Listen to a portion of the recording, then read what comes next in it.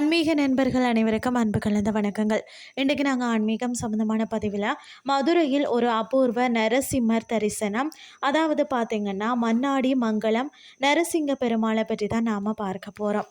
மதுரை மாவட்டம் சோழவந்தான் அருகே உள்ள மன்னாடி மங்கலம் திருத்தலத்தில் பார்த்தீங்கன்னா எழுந்தருளி இருக்கக்கூடிய அருள்மிகு நரசிங்க பெருமாள் திருக்கோயிலின் சிறப்புகளை பார்க்கலாம்.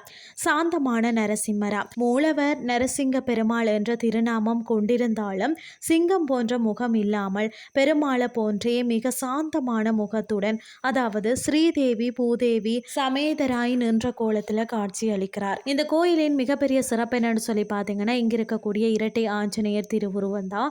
நரசிம்ம அவதாரத்தை காண ஆஞ்சநேயர் விரும்பியதால் அவருக்கு காட்சி கொடுக்கும் விதமாக தான் இந்த தலத்தின் மகா மண்டபத்தில் ஆஞ்சநேயர் வாசற்காவலாக அதாவது துவார பாலகரா வீற்றிருக்கிறாரா.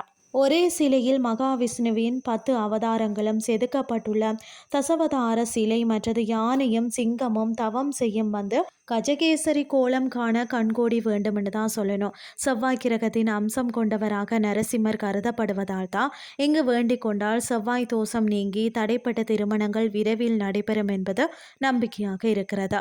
அதாவது முக்கணி மரங்கள் மா பலா வாழை ஆகிய 3 கனிகளும் தரும் மரங்கள் இந்த கோயிலின் தல விருட்சங்களாக அமைந்திருக்கிறதா. இன்றைய ஆன்மீகம் சார்ந்த பதிவு உங்களுக்கு பிரயோசனமாக அமைஞ்சிருக்கும்னு சொல்லி நானும் நம்புறேன். இதே மாதிரி மற்றும் ஒரு ஆன்மீகம் சார்ந்த பதிவோடு உங்களை சந்திக்கிறேன். நன்றி.